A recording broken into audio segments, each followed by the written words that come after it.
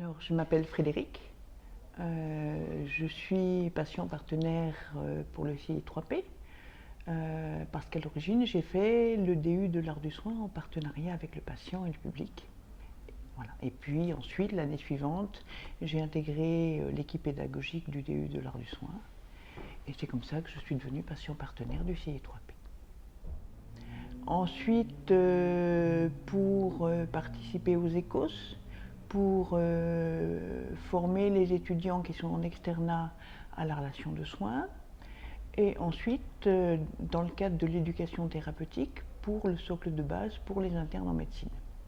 Alors, mon rôle en tant que patient partenaire dans la formation socle ETP pour les étudiants en médecine, c'est justement l'intérêt de cette formation, c'est qu'elle est diffusée par des binômes médecins-patients. Hein. Donc les étudiants sont très demandeurs d'avoir le retour des patients, le parcours de vie des patients, parce que ça les impacte, parce que c'est de l'humain, et parce que c'est du concret, etc. Et donc l'enseignement du médecin et le témoignage du patient partenaire en ETP sont vraiment complémentaires et donnent une vision globale de comment est-ce qu'on peut accompagner un patient avec une maladie chronique. Alors ce tandem médecin-patient, vraiment je l'encourage, même si au début j'étais un petit peu hésitante parce que je n'ai pas l'habitude de faire de la formation face aux étudiants, mais on est très très soutenu par les médecins, on est très soutenu par l'équipe pédagogique et ça donne une belle complémentarité à la formation. Alors les étudiants sur cette formation en tandem médecin-patient nous font des retours tout à fait positifs. Ils sont tout à fait demandeurs effectivement parce que le fait de rencontrer plusieurs binômes médecins-patients, puisque ce sont des binômes qui tournent au fil des jours de la formation, ça leur permet de voir plusieurs aspects de la relation médecin-patient, etc., patient-patient, et c'est vraiment très riche. C'est un plus parce que cette formation en ETP, il y a une base théorique, mais il y a beaucoup de pratiques.